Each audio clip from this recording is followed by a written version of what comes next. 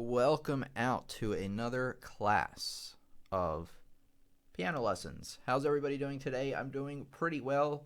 Glad to be with you all again. Hopefully everything starts up here without a problem, but we shall see. So hopefully any second it will be starting, but there we go. All right, so we're starting up. It's working so far today. I like that. Okay, let's see how we're doing. So if you can't hear me, can't see me, let me know so I can adjust accordingly, but I think that we are good to go. Yeah, my voice was cutting out last week, so I had to cancel. I could have done it, but it was just a little raspy. Okay, it looks like everything's working well.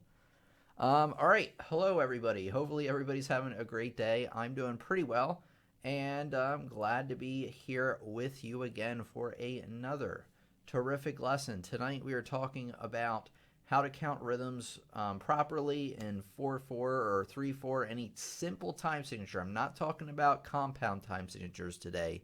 So if you wanted to hear about that, I'm sorry, but we're sticking to the simple ones because what I'm trying to do actually is I noticed the lessons that when I cut up the lesson and then release it the next week, like the edited version with the fancy editing and everything, the lessons that are usually between 10 and 15 minutes perform the best. Anything going over 20 minutes it never performs as well, and I think it's because people see the longer lesson and they're like, I don't really have time for that. So I'm going to decide to kind of segment things a little bit more, really stick to one topic per lesson and see how we can go. You want it louder? Is it okay? Let's see. Let me try to get it a little bit louder for you guys.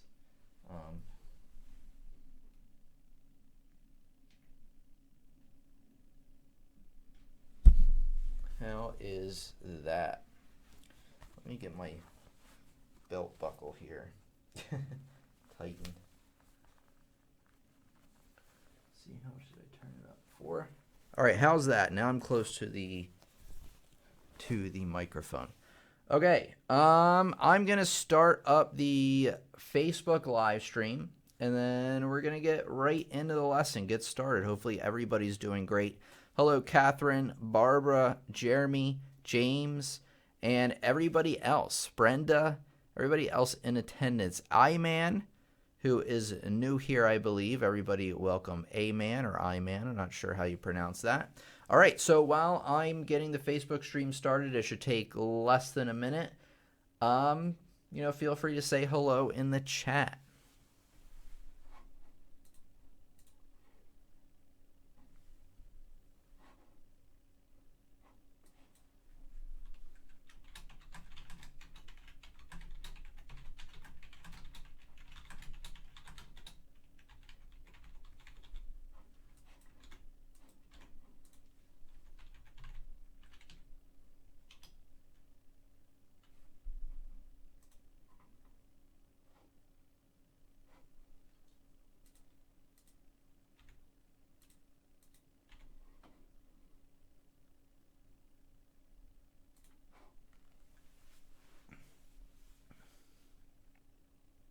Hello students, welcome out to another class with Piano Lessons on the Web, or with me, your teacher from Piano Lessons on the Web, Tim. So welcome out everybody. Hopefully everybody's having a great day. If it's your first time watching, if you're watching on Facebook, make sure to like the Piano Lessons on the Web page. And if you're watching on Facebook, of course you know what to do. You need to subscribe, turn on all those notifications because we have new lessons coming out all the time, and you don't want to miss a beat. So we got quite a few awesome students here already. So let me get started here because you're all here for the lesson, of course. You don't want to hear me, go on and on about nothing, right? I don't think that's why you're here. Okay, just give me a second. Let me get my notes up here, and we'll be ready to go. Okay, everything looking good. You do a little intro here. Hello students, your piano teacher Tim here, and today I'm going to show you the proper way to count in simple time signatures. That's 4/4, 3/4, and 2/4, and this will help alleviate a lot of confusion that you're probably having, as well as help you count rhythms more accurately. Let's get right on to it.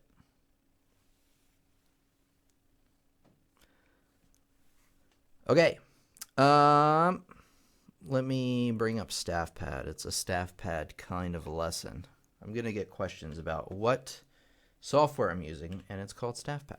All right, let me get these. Let me start a new sheet here. Should just take a second or two, and then we'll get right into it.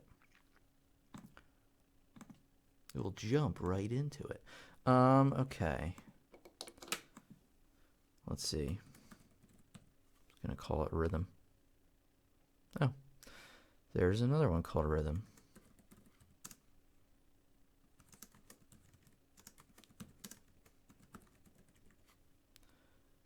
Okay.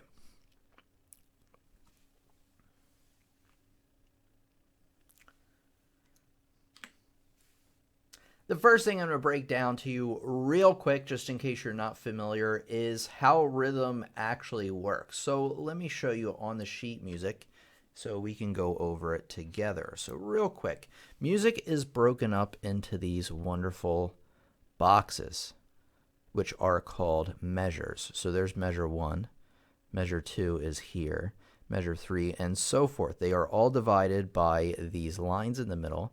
These are called bar lines. How about that? So what you need to understand first is what's called the time signature. And the time signature is this lovely fraction looking number kind of over here. And this one is called 4/4. You just say the top number and the bottom number. So the most important thing you need to know is the top number here, because this top number tells you how many beats can fit in each of these boxes that I was just talking about. The bottom number, when it's a 4, means that the quarter note gets 1 beat. All the time signatures we're talking about today all end in 4, just to keep things easy. I'm going to do one in compound time signatures where they end in 8, but that changes things up a little bit, and that's a lesson all on its own. This is a quarter note. So I mentioned that a quarter note gets 1 beat. If a quarter note gets 1 beat, you got to ask yourself, how many quarter notes can you fit in each measure? Well, remember I said that top number being a 4 means that you can literally fit 4 of them, since each one's worth 1. 1 plus 1 plus 1 plus 1 is, of course, 4. And that's just the very basics of rhythm. Some other things, and then we'll get right into what the main juicy steak marinated steak of the lesson's going to be, is the half note. So a half note's worth 2, and depending on how the note looks tells you how long you're going to be playing it. Things like, you can also have these things that are beamed across. You've probably seen these in music a lot. That is not what I meant to do. Sometimes it has a mind of its own. These, you've probably seen these before. These are eighth notes. They're twice as fast as a quarter note. They're only worth half of a beat, and I'm going to show you the rest later. You can have a whole note. Whole note's worth 4 beats. So how many whole notes can you fit in a measure? Well, just one, right? If it's worth 4 and you got 4 beats to work with, just one. Okay, now into the part I want to talk about. So I'm going to draw 4 quarter notes again. And what I want you to start doing is counting these. I mean, obviously the first quarter notes beat 1, beat 2, beat 3, and beat 4, but here's where things are going to get interesting. What I want you to start practicing is when you play a quarter note, instead of just saying 1, I want you to break it down into these 4 syllables, and you're going to call these 1, E, and, The plus is and. That's just how we do it in music. 1 E and 2 E and 3 E and 4 E and Now you're going to find out why in a minute, but essentially what you're doing is when you're playing each of these, you're now breaking, You're still playing one note per beat, but you're breaking it down into 4 syllables. 1 E and 2 E and 3 E and 4 E and and by doing this, it's going to allow you to count much more evenly, and it will eliminate confusion, like I mentioned in the intro, which we'll get to in a second. So start doing that, even if you just have quarter notes going on. If you have half notes going on, you're going to count 1 E and 2 E and you're going to hold it through the entirety of the 1 E andas and the 2 E andas. So start doing that on a regular basis. That's the main tip. Now, the reason we do this is that you can break a quarter note down into smaller parts. We call this subdivision. So when we are breaking it down into the 1 E andas, that's a subdivision of 4. We're breaking it down into 4 equal parts. 1, 2, 3, 4. And then beat 2. 1, 2, 3, 4. And because we're going to start having notes that break down the beats into those smaller parts, when we're used to counting quarter notes in that subdivision, it's going to actually make things a whole lot easier for us. Now let's talk about this. So now, I mentioned a minute ago that when you split a quarter note, you can split a quarter note into 2 parts, and that makes them eighth notes. So what we're going to do now is beat 1 is still here, right? And we're still going to be counting out the 1 E and So now we've split it up into 2 parts. The 1 E is going to hit with the eighth note, first eighth note. The anda is going to hit with that second eighth note. And let's just fill out a whole measure of eighth notes just to make sure, or just for consistency's sake, just to kind of show you a real world example of how you're going to find these. So you're going to have 1 E anda, 2 E. I'm drawing the underline to show you like what you're going to be hitting them on, anda. And then when you're counting out rhythms, you always want to be thinking about where the beats are, the notes are actually falling on the 1 E andas, 2 E andas, the subdivisions, because that's going to help you move onto the right note at the right time. So here I'm going to play this rhythm and count it out. 1 E and 2 E and 3 E and 4 E and with your point of attack just meaning when you're playing the note, you're going to be hitting it on 1, the number, then and, the number, and, but you're holding it for, the E and the andas and all that other stuff. So I think you get the idea. 1 E and so forth. Okay, now it gets even more interesting because it's common, even fairly in the beginner stages. Now you'll be like a few months along before you really start seeing these ones. Let me get these in here, and let's draw out a whole measure of these. These are known as 16th notes, and there are 4 of them in a beat. Hey, where have we seen the beats break down into 4 before? Well, remember, in the very beginning of the lesson, it was with the quarter notes, with the 1 E andas, 2 E andas, and we just kept that subdivision through the eighth notes, just holding them for 2 of those syllables. And now it's perfect because we can hit the note. We're now hitting a note on each individual subdivision. 1 E and 2 E and then in a minute, as I'm drawing these, I'm going to explain how it's going to make your counting more accurate, because a lot of students struggle moving between all these different notes at once, because in music you're not just going to find just 16th notes for the whole song. You're going to see quarter notes, eighth notes, 16th notes, half notes, dotted half notes, everything pretty much. So here we go. So this is how you count it. Very simple. Now you're literally playing a note on every subdivision. 1 E and 2 E and 3 E and 4 E and Now take note that the notes are now 4 times as fast as they were. I'm playing 4 times as many as I was with the quarter notes, because before I was going 1 E and 2 E and but now it's 1 E and So keep that in mind, that when you are splitting the notes from quarter notes to eighth notes to 16th notes, you're getting twice as fast each time. But so long as you're counting out these subdivisions, it's going to make it really, really easy to manage. And you want to count them out as evenly as possible. You don't want to go 1 E and 2 E and 3 E and 4 E and 5. Well, there isn't B5, but you get the idea. But you want to be as even as possible with the counting. Okay, there is more, guys. I promise. Okay. Now, let's write a measure of mixed rhythms, meaning that I'm just going to draw a quarter note,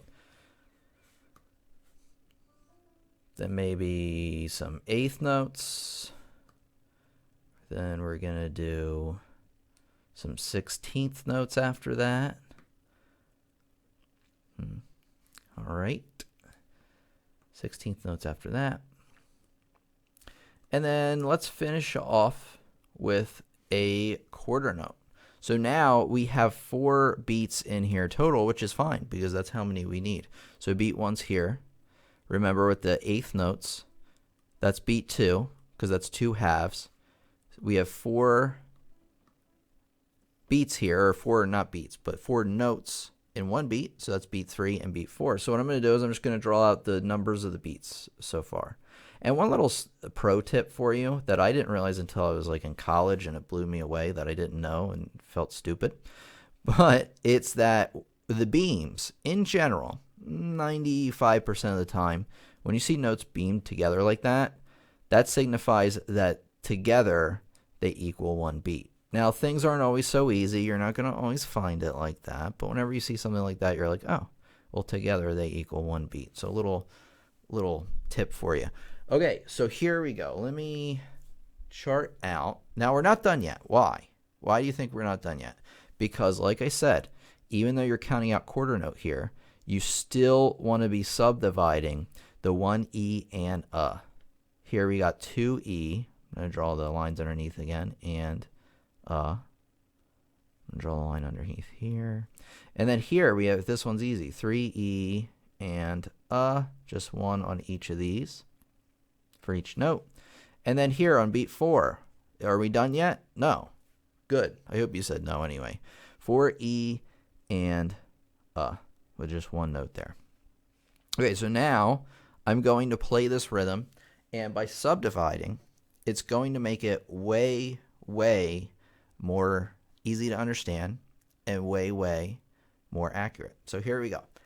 1 E and 2 E and 3 E and 4 E and And again, if you're having a little bit of trouble with it, you always want to plan your attack points. So when you're actually hitting the note, right? So you're hitting the note on 1 there.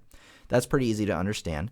And then the 8th note, you're hitting it on 2 when you're counting an and. So always the first one of your groupings there. And then the total line underneath is how long you're holding them for.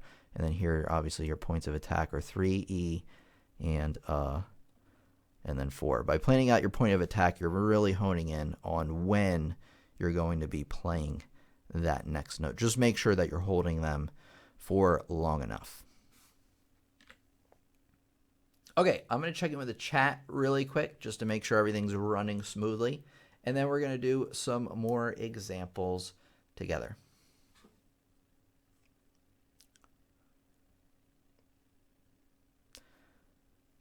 All right, let's take a look here.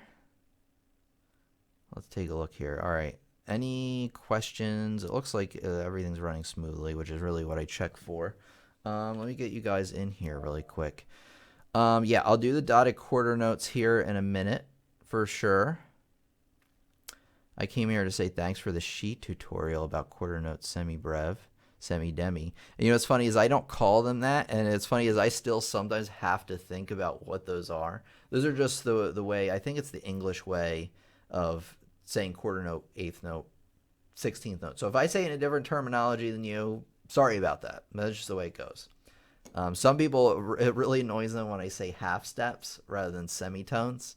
So, I learned here in the States and even in music school, that's what they're called here. Okay, let's see. Yeah, 4/4 is known as common time. Correct. Okay, so I'll take questions here at the very end. I just kind of want to make sure everybody is good to go. All right, it looks like everybody's enjoying the lesson so far. There is more. There is definitely more. Let me think about what to do. Okay, now we're going to get into a little bit trickier rhythms, but still in the simple time signatures. And let's do dotted quarter notes first, and I'll explain how that works. So we're going to keep subdividing like we were before, because actually now the subdividing is really, really going to come in handy when we do these rhythms. And I have no idea why it's not. It's because I'm doing it live. It knows. It knows, and it does not want to cooperate with me. All right, here we go. All right, let me write out some more rhythm for you. And then we're going to do something a little tricky, I think. That's if it will ever let me do this. There we go. 1E and 2E, or sorry, yeah, 1E, 2E, and 3, and okay. Yeah, I don't know if I like that. Hold on. Yeah, now we're really going to change it up. Okay.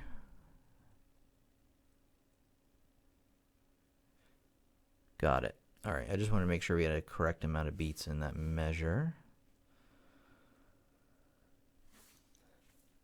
Okay, so here we go. We are going to now subdivide the whole thing, or I'm going to write it out.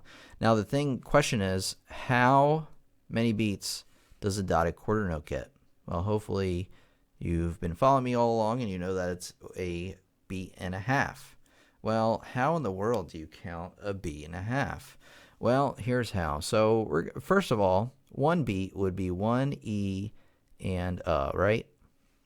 So that's one beat total. Now, remember that like half the beat would be like a 1E. That would be like another eighth note, right? So it's basically a quarter note tied to another eighth note. That's another way to think about it. So here we go. So it's going to take up 1E and a, but that's not all. It also needs to take up beat 2 and E, since that is the first half of beat 2. Now things are getting a little bit more complicated, but it's still 1E and a 2E, right? And we have an eighth note here. Just to let you know, eighth notes, when they appear by themselves, have flag, or just a single flag rather than beamed across. Now the question is, why aren't, that's the worst circle in the world, why aren't these two beamed together? Think about what I said earlier. Think about it. Remember what I said. I said that when notes are beamed across like this and like this, that signifies that they equal a complete beat altogether. So because this one hits not on a number, like it doesn't hit on 2, that's why they're not beamed across, because they're showing you that they actually belong to different beats. This is actually going to start on beat 3 here, and this you're still in the 2 territory. It's something you'll have to get used to, but just know that, when they're not beamed across like that, that means something weird is going on and they're not hitting on the number. But anyway, back to this. The eighth note now is going to get ANDA, right? Because an eighth note's either going to take up 2E or the ANDA, the second half. It can actually take up something different, but I'm not going to get into that right now. So how many beats or subdivisions should the next eighth note get? Well, pretty simple, right? It's going to get 3E. However, we've thrown a wrench into our plan. By the way, when you have your subdivisions, 3E, the next one that comes up has to be AND after that. So you're not going to go out of order. You're not going to go 2 and E or anything like that. So this is going to take up and a. But is that all? Well, it's a quarter note, right? So it has to take up, because this is a half so far, half of a beat, rather. So we need a whole beat. So where are we going to get the rest of the half of the beat from? Well, we're going to get it from the next beat, which is beat 4. Because we've already taken up 3E and A, all those subdivisions, the next number in the counting has to be the number 4. And it's not just going to take up 4, it's going to take up 4E, because it has to take up the second or the first half of that next beat. So half plus half, as you know, equals a whole beat. So we're good there. And yes, there is math involved in music sometimes. Hate to break it to you. All right, and a, just on that last one. Pretty easy because that's just an eighth note, and those are the only syllables we have left. Now, what should we do before we start counting? We'll probably plan our points of attack, right? So I'm going to play that dotted quarter on beat 1. I'm holding it all the way until we get to what we call the and of beat 2, this and here. I'm going to hit 1 on beat 3, and then this quarter note, I could have drawn that over a little bit better, but that's going to hit on and 4 and hold over for 4E, and then and right there. So here we go. I'm going to switch it to the lovely piano, and here we go. I'm going to count it out slow because it's a mixed rhythm and they're a little bit trickier, but here we go. 1 E and 2 E and 3 E and 4 E and Then if I wanted to count a little bit faster, 1 E and 2 E and 3 E and 4 E and just like that.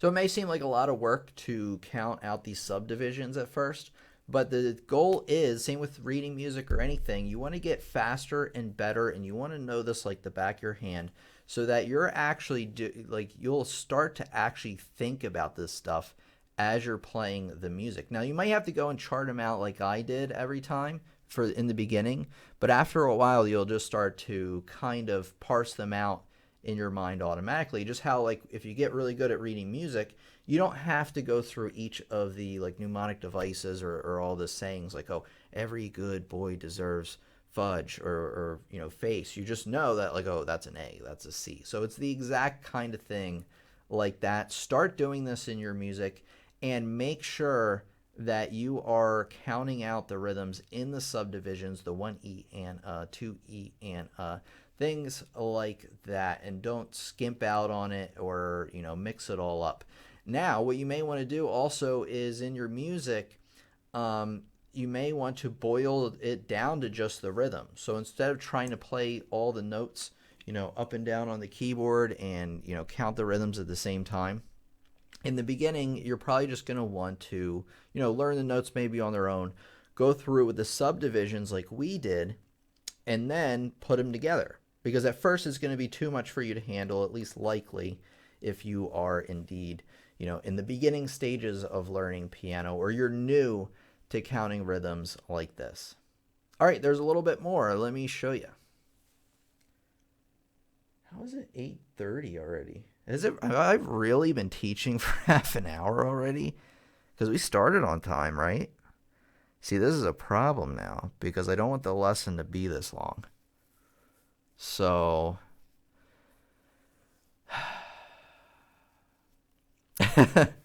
see, that's what I'm running into, because like I talked about in the beginning of the lesson, is that the shorter lessons tend to do a little bit better.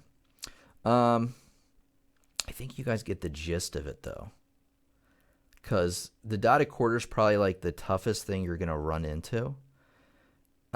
Because if you run into like a dotted half note that gets 3 beats, all you're going to be doing is be counting 1 E. You're going to be playing the note and counting 1 E and 2 E and 3 E and just like that. There's really not much more to it. So I think I pretty much covered it. Or if you have a whole note, 1 E and 2 E and 3 E and 4 E and pretty simple. All right, let me get to the chat.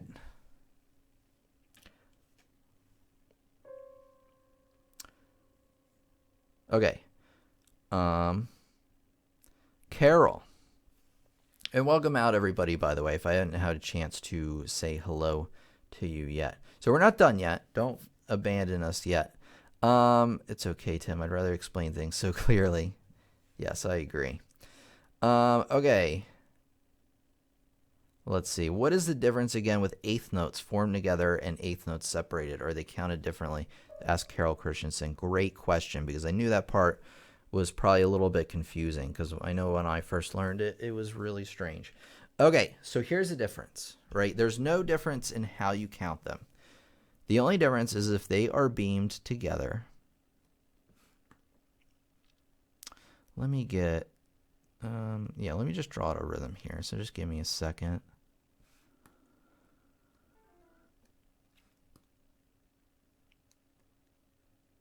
No, I have to do it like this, or else they should be beamed together. Okay, almost there. Just like that. Okay, the only difference between, if you notice that these eighth notes are beamed, no matter what, whether they're beamed or not beamed, they're going to be counted in as half of a beat, right? But it all depends on where those notes fall on the beat. So like I talked about, that each beat is broken up into 4 parts. The number, and then E and So here we go. I'm going to break down this beat right here. And it's important not to confuse a beat with a note. A note can be one beat, that's a quarter note, but it can also be half of a beat, like an eighth note. But here's the difference between these. So you're going to be hitting this for 1 E and then a. Just like that. Pretty simple. 1 E and with a note on each of those. The 1 and the and. Now, this one is not beamed. And that's because this one does not fall on a number or an and. It falls on something else, making it a little bit more confusing. Or it doesn't hit on a number, right? So when they're beamed together, they have to each equal one of the numbered beats in the time signature. So remember, there's beats 1, 2, 3, and 4. So when together they equal an entire beat, meaning after the eighth notes it's going to be another number because you've completed a whole beat, 2 E and then actually that's together. This 3 E. Oh, you know what? It can hit on a number, which kind of makes my doesn't make my point now, does it? But here's the thing though. It's still okay. 3E. And now remember that together, when they're beamed together, this still stands. When they're beamed together, they equal an entire beat, meaning the 1, the E, the and the Here, we have 3E. However, we have a quarter note now. So this is going to take up and but that's not all, because that's not enough. Because the quarter note has to be twice as long as the eighth note. So it actually has to come into 4E.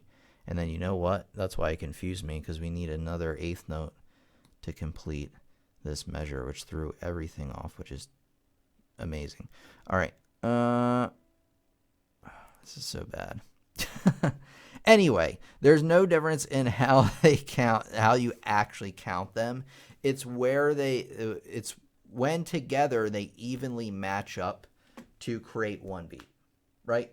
So if you had one hit on beat 2 and then you had another eighth note on anda, those would be beamed together. However, say you had beat 3 and you didn't have an eighth note on beat 3, but you had an eighth note on anda, on the anda 3, and then you had a beat on, or a note on 4. Well, those would not be beamed together because they're across 2 different beats. So hopefully that sort of made sense. I know I kind of butchered the explanation here. Let me try one more time. I'm not going to do the whole thing again, but I just want to make this clear because, like I said, I'm not even really happy with how I did it. Okay. Um, yes. Okay. Here we go. So a lot of times when you see single eighth notes, it's usually because the next note is not an eighth note, or it's followed by something that shifts the rhythms off. But let me do this. Okay, so hold on. 1E and 2E and okay, so here we go. This is okay. Now I kind of got it right. This rhythm's a lot better. What is going on today? Here we go. Okay, 1E and 2E and 3E. And 4E. And there we go. All right, now we got it. All right, so we have, it's probably better if I show you what's going on, huh? All right, so here we go. I don't know if I was doing that before. I might have been messing it up anyway. All right, anyway, here we go. So here's beat 1. This is going to take up 1E, right? Just like I said. Now, because this next one isn't an eighth note, obviously they're not going to be beamed together. So now you have, this has to take up the next part.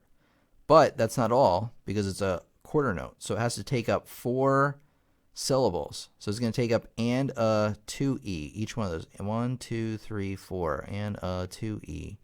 Now, this is going to take up Now, the real question is, why aren't these two beamed together?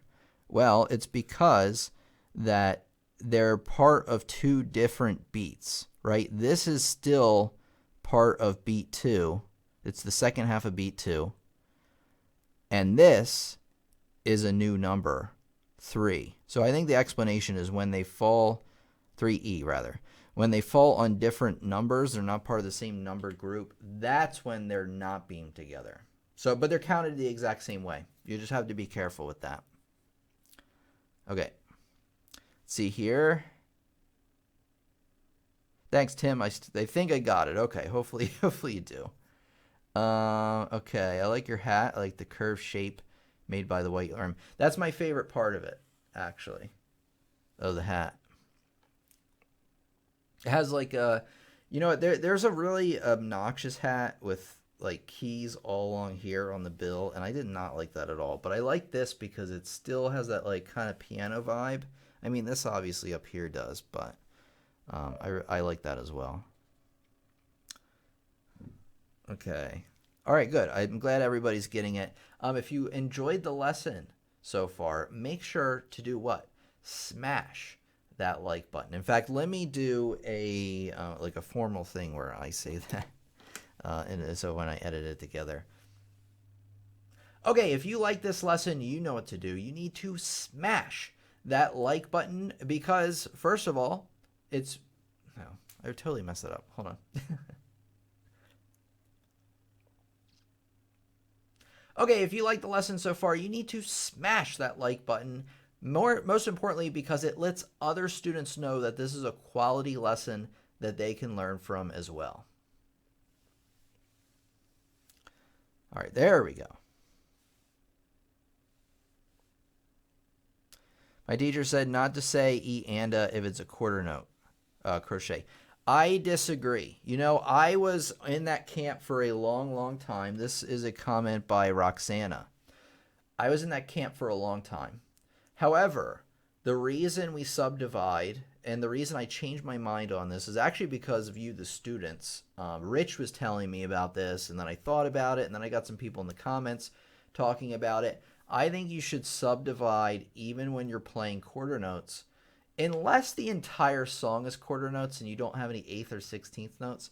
Because the reason behind it is, and the reason I really thought about this and why you definitely want to subdivide all of them, is because when you go from like quarter notes, I don't know why I did that. It does whatever it wants apparently. When you're going from, again, quarter notes to 8th notes to 16th notes. Not sure if it's the software error or human error. It's probably human error. Okay. So when you're going from quarter notes, oh, let me get it in here. What's wrong with me? When you're going from quarter notes to eighth notes to 16th notes, what a lot of students get confused about, and then let's just say back to a quarter note. A lot of students get confused about is counting them really evenly. Like they'll do this. They'll go,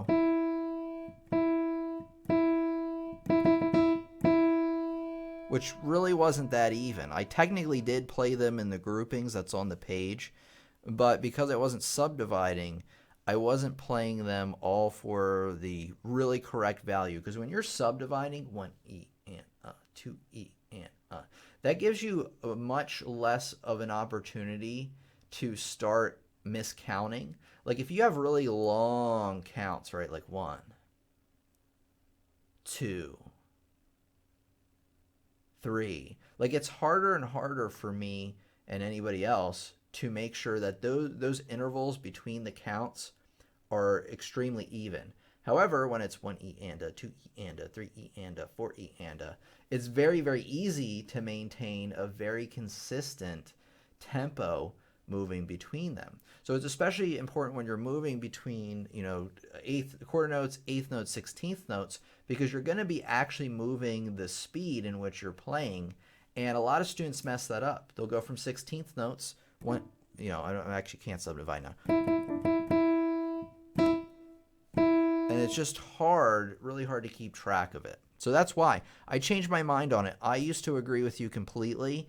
And I think if you're just starting out, just learning your quarter notes, maybe you should just count them as 1, 2, 3, 4, only for simplicity's sake. But pretty soon after that, you want to start subdividing and developing this method that I've shared with you.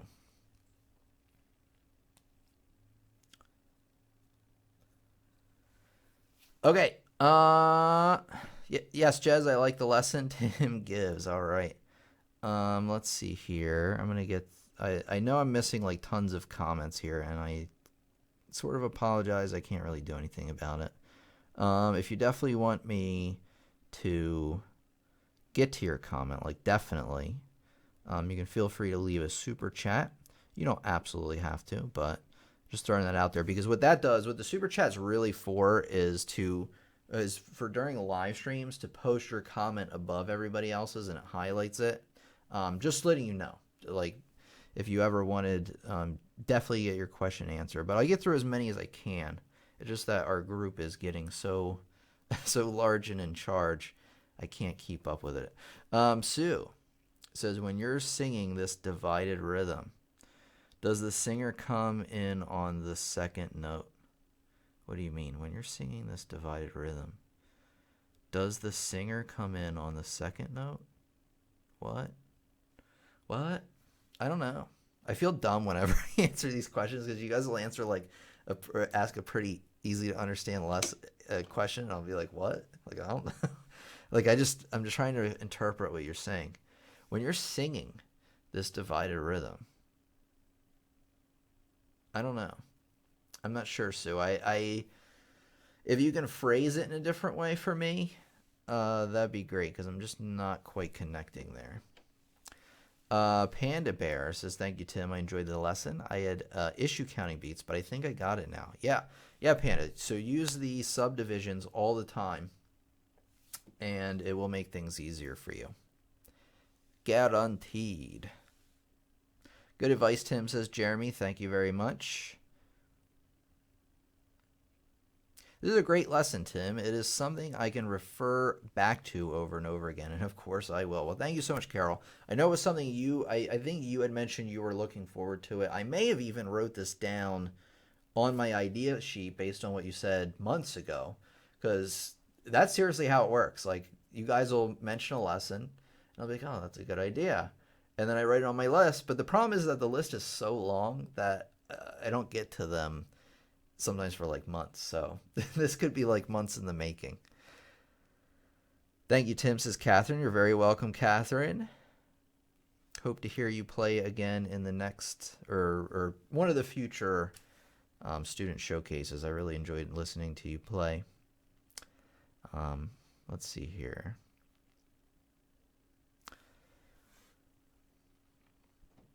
Sorry, I was a little bit late, says Fanny. I enjoyed listening to you play as well, Fanny. What can I do more than just clicking once to show my approval? Well, if you click the like button more than once, will it unlike it? I think it'll unlike it, so don't do that.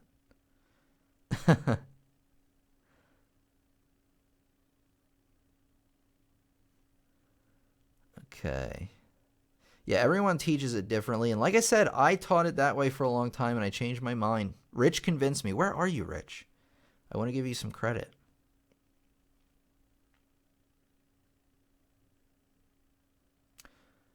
Okay, it looks like everybody's pretty good on this. So we got like 15 minutes to the hour. We usually go to the hour. So, maybe let me know any questions you might have.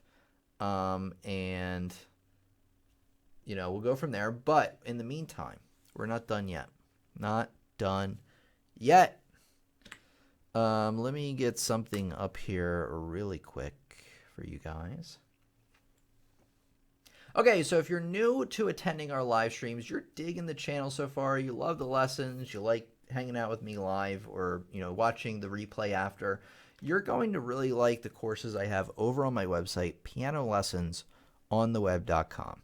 I have over 20 courses designed to help you learn a lot more about not just piano, but music theory, improvisation, rhythm, ear training, sight reading, and pretty much anything I thought that you would need to become a well-rounded musician. All the stuff I was taught when I was taking lessons and I went to music school and all that. So I got them all into these courses, or a lot of the information. I still have courses to make, of course. But anyway, the difference between this and like the YouTube channel and why you should sign up for these courses, is that like on the YouTube channel, I'll introduce a topic and then move on. I might give you like a little practice assignment, but with these are like real courses where you're going to learn, practice, and master essential topics with not only just instructional videos, similar to the ones you find on the channel, but you're also going to have notes to go along with those videos, worksheets, sheet music. These are all broken down into easy to understand units that you can follow, and once you complete one unit, you move on to the other.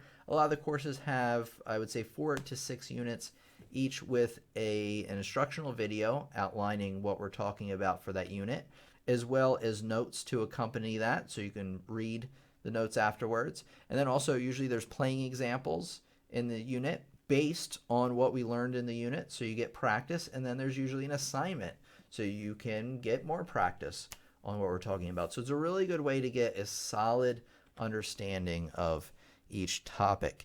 You can read through the rest of these features here, but I also want to mention these are great for beginners. So like if you are just starting out and you need a solid foundation to build on, or you have experience already and you're looking to advance your skills, because I have courses on topics I have never talked about on the channel, and especially not in the detail that I cover them in the courses. So you can read through the rest of it if you want. The last thing I want to tell you about is that you can sign up for courses individually, but if you sign up for a course pack, you'll get a grouping of courses together at a much better price. So courses normally individually are $29.99. This beginner's pack is $49.99, but it comes with 4 courses. So 30, 60, 90, usually it would be like almost $120 to get all 4 of these, if my math is correct. Yep. And here you can get it for $50, just showing you that. And then there is a 30-day money-back guarantee. So for whatever reason, you find it's not for you, or just something happened and you can't go through the courses, then if you request a refund in the first 30 days, I will give you 100% refund. All you got to do is email me. It's that easy. Okay, real quick, there's also an intermediate and advanced packs. These come with a lot more courses, 9 courses each, so that's why they cost more. But you can do the math that it's still, it's actually an even better deal. And of course, you can get the all course access, where you get all 23 courses together for $219.99. And as a special thank you for coming out tonight, I don't mention this all the time anymore. I mention it very sparingly, but I just want to make a little special thing for attending, mainly because also the next sale that's coming up isn't going to be until like sometime in March, maybe even April. And you may be like, I don't want to wait that long. Use code YouTube during checkout to get 15% off. Just a little thank you for attending tonight. And yeah, and if you have any questions about the courses, email me, tim@lessonsontheweb.com, and I'd be more than happy to answer them for you. So like I mentioned, if you're digging what's here on the YouTube channel, you're really going to like what you see over on my courses. Okay, there's one more or a couple more things. I want to go over like what's coming up. I always like to do this. So on the same website, pianolessonsontheweb.com, if you click on the community tab at the top, this is for the live stream attendees, and one thing I recommend is if you want to attend on a regular basis, I recommend filling out this little form here, and you will get an email reminder 30 minutes before we meet.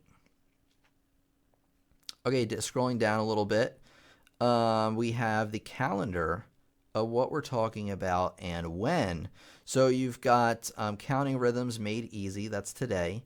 And then next Sunday, 2 days from now, is Mistakes Students Make Playing with Both Hands. This one's really important. The mistakes lessons always seem to do well on the channel. People seem to like them. I've done ones on rhythms and note reading before, and this time it's on two-hand piano playing. We got D, S, and DC Alfine and Alcoda, which is next Friday. I had that recommendation from a student who might even be in attendance tonight a while ago. And then that Sunday, I noticed I didn't schedule anything there. I need to figure out whether I did that on purpose or not, like if I have something going on. But anyway, then it's 5 simple piano exercises for two-hand technique. And then February 17th, that Sunday, is how to balance volume between hands, which is going to be really important, like when playing a melody in one hand and chords in the other. A lot of students will play them very, very flat.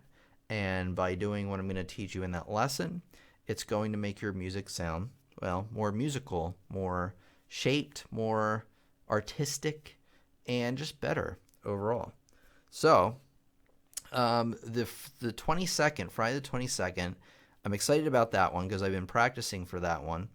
And it's something that I just personally like, and that's why you should learn the soundtrack to Undertale. Undertale's a video game.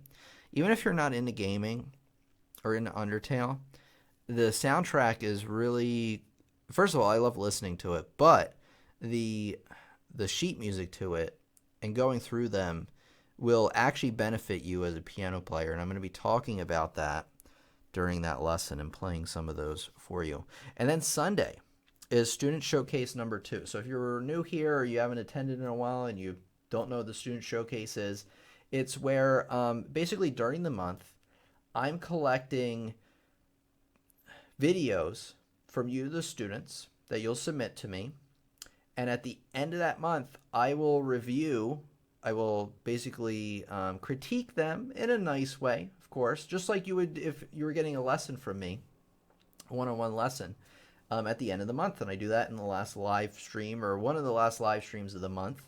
And we had our first one last month, and it turned out really well. All it really needs to be is, so here's a couple of rules, is that only one submission per student per month. So what that means is you can submit one for February, one for March, one for April, May, June, July, August. However, what you can't do is you can't submit 2 in April, 5 in May. You just can't submit more than 1 per month. Also, 1 piece per submission. So don't send me one submission, one video with you playing 6 pieces. Try to keep the playing, I didn't give you a time limit on the last one in terms of like how long the pieces should be. Try to keep them under like 5 or 6 minutes. However, if you're playing something more large scale, we got a submission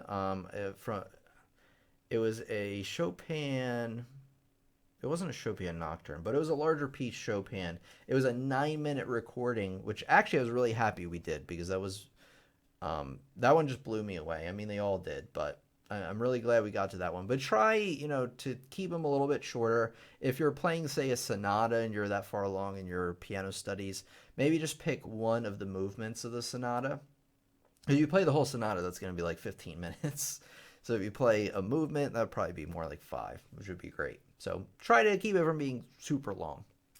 And all you need to do for the recording is you don't absolutely have to show your face. However, the more I can see of you sitting at the piano and you at the keys, the more I can comment on when I give my critique of your playing. Because, if you're slouching, I'll mention that. If you are doing something weird with your body, I'll mention that. However, the most important thing about your recording, say you don't want to show your face at all, that's totally fine. Just show your hands at your keys the best you can. And so long as I can hear what's going on, that's the most important thing. And if you could also submit, if you can, it's totally fine. If you could also submit the sheet music to what you're playing, that would also help me out a lot, because then I can follow along with the sheet music. I can know like what the composer's somewhat, intending at a certain spot, and maybe if you're missing notes, things like that. Because believe it or not, guys, I don't know all the pieces out there. I just don't. And actually, there's almost nobody on the planet who does. So sending me the sheet music is a plus. How do you send them to me? tim@lessonsontheweb.com, email, or send me them through Facebook Messenger. That's also a great place, through the Piano Lessons on the Web Facebook page.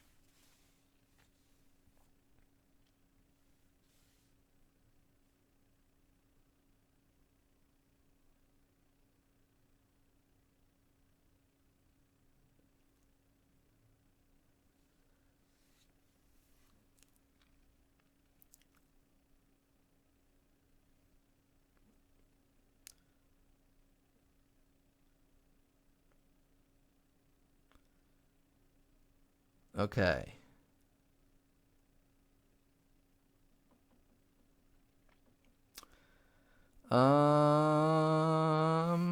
We can't see. You can't see? Oh, did I? You can't see. Can't see what? Oh, can you not? Could you not see the calendar when I was talking about that? Which is okay, because there's the calendar. The community page is right here. You can sign up 30 minutes there. And then when I was talking about the student showcase, then there wasn't really anything to show there. Okay. Any quick questions before we go? Remember to smash that like button and everything in between. And subscribe. You're probably subscribed if you're here, though. I'm trying to think if there's anything else I want to tell you before we wrap it up, other than thanks for coming out tonight. I really appreciate everybody out here. And let's see what we got. We got a lot of...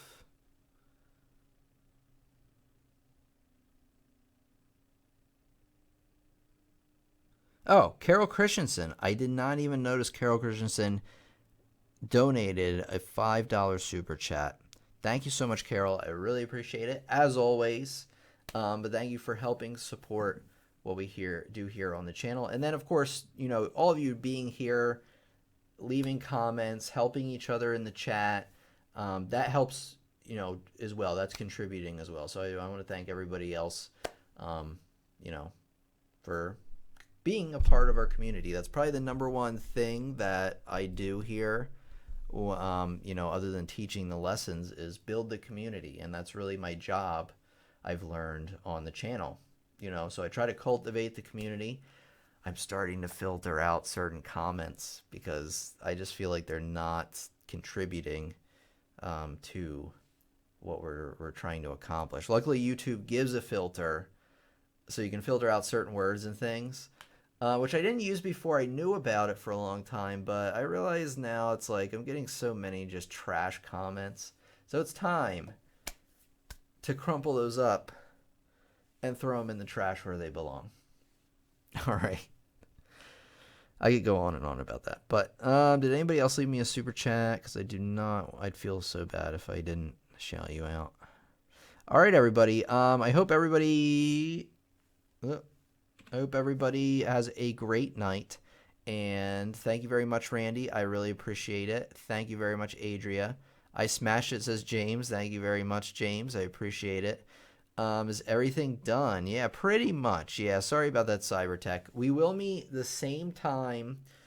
So whatever time I don't know what time it is for you. Everybody lives in a different part of the world. But for me, it's 9 p.m. We started at 8 p.m. So an hour ago. So convert that to Sunday. We're meeting on Sunday, same time.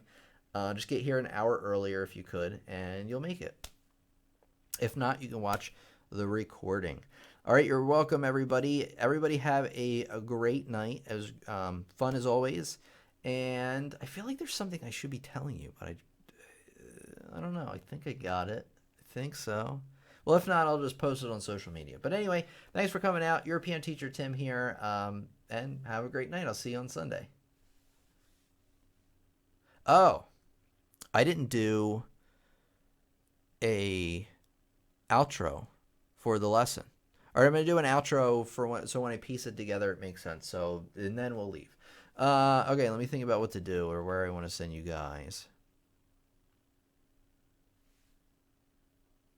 Okay, and of course, when you're done watching this lesson, you really, really want to check out this lesson right here on the mistakes that you, yes, you, are making while playing rhythms. It is a great lesson to follow up from this one because you're going to get that much better at rhythm. Remember to smash that like button, smash subscribe, turn on the notifications so you get updated on all the great things that come out.